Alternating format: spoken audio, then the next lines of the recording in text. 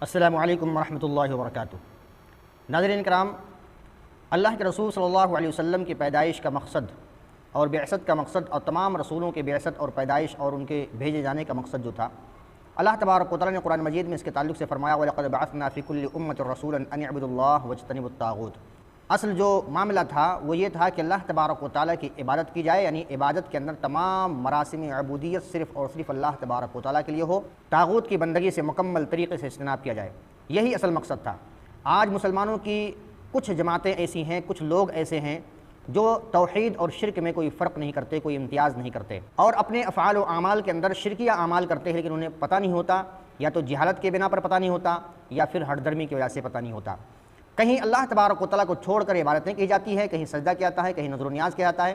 جہاں پر اللہ تبارک و تعالیٰ کی عبادت کے ساتھ ساتھ تعظیم کرنا مقصود تھا، وہاں پر ہم نے کسی اور کے ساتھ کیا۔ اولاد کہیں اور جا کر مانگنا، روزیاں کہیں اور جا کر مانگنا، شفا مانگنی ہے تو کہیں اور جا کر مانگنا، یہ تمام چیزیں ہمارے معاشرے کے اندر ہو رہی ہیں۔ اللہ تبارک و تعالیٰ پر بھروسہ ختم ہو رہا ہے اور اللہ تبارک و تعالیٰ کی وحدانیت کو سمجھنے کی کوشش نہیں کی جا رہی ہے۔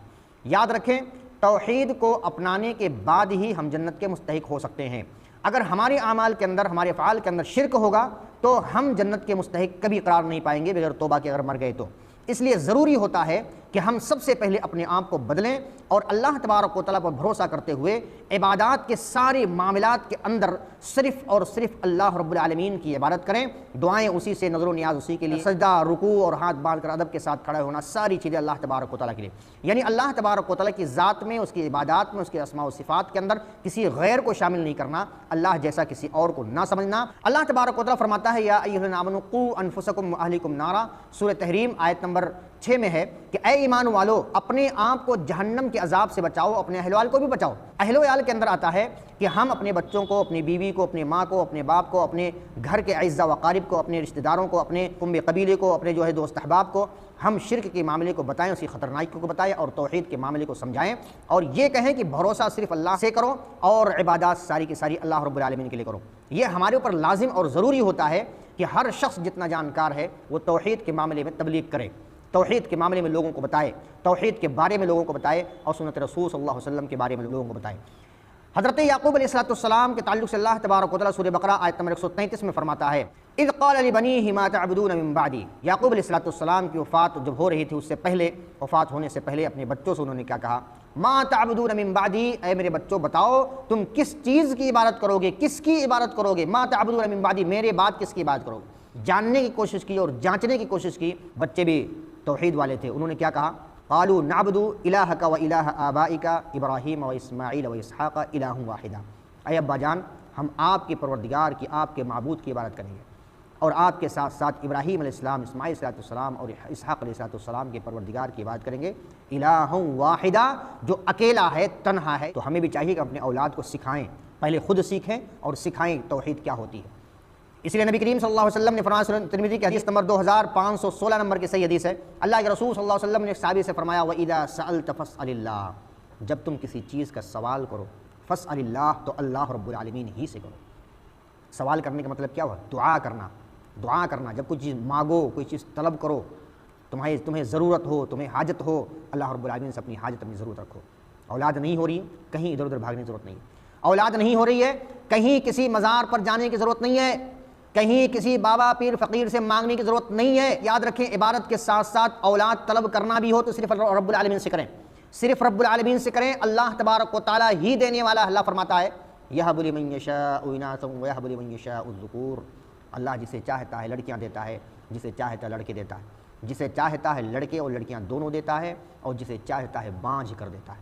اللہ نہ چاہے تو آپ ناک رگڑ رگڑ کر مر جاؤ، پھر بھی اللہ تبارک و تعالیٰ آپ کو عطا نہیں کرے گا، اللہ تبارک و تعالیٰ آپ کو نہیں دے گا۔ لہذا معلوم یہ ہوا، مانگنا ہو تو صرف رب العالمین سے مانگو۔ کیا کہا؟ وَإِذَا سَأَلْتَ فَاسْأَلِ اللَّهَ، جب تم سوال کرو، کوئی چیز مانگو، کوئی چیز طلب کرو، رب العالمین سے طلب کرو، اللہ تعالیٰ سے طلب کرو۔ اور وَإِذَا اسْتَعَنْتَ فَاسْتَعِنْ بِاللَّهِ، جب تم مدد طلب کرو جو انسانوں کے بس کے اوپر کی مدد ہو، ما فوق الاسباب ہو، ما فوق الفطرت ہو، تو وہ اللہ رب العالمین ہی سے مانگو، اللہ تبارک و تعالیٰ ہی سے مدد طلب کرو۔ کیا فرمایا نبی صلی اللہ علیہ وسلم نے؟ وَإِذَا اسْتَعَنْتَ فَاسْتَعِنْ بِاللَّهِ، جب تم مدد طلب کرو، استعانت کرو، وَاسْتَعِنْ بِاللَّهِ، تو اللہ رب العالمین ہی سے استعانت کرو، اللہ رب العالمین ہی سے مدد طلب کرو۔ تو یہ سکھایا گیا ہمیں کہ ہم سب سے پہلے اللہ تبارک و تعالیٰ کی عبادت کے بارے میں خود جان لیں، توحید کے بارے میں خود جان لیں، اپنی بیوی کو، اپنے بچوں کو، اپنے اعزہ و اقارب کو توحید کے بارے میں بتائیں۔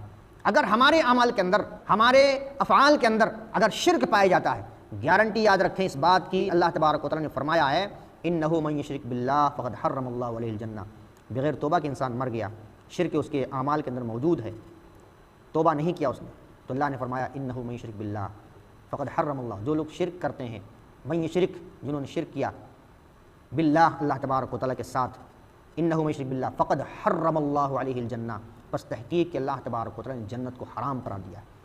ہم نجات نہیں پا سکتے، ہم کامیابی نہیں پا سکتے۔ اگر ہمیں کامیابی چاہیے، ہمیں کامرانی چاہیے، ہمیں عزت و شرف چاہیے، تو صرف اور صرف رب العالمین کی عبادت کریں، اسی سے لو لگائیں، اسی سے مانگیں، اسی سے مدد طلب کریں۔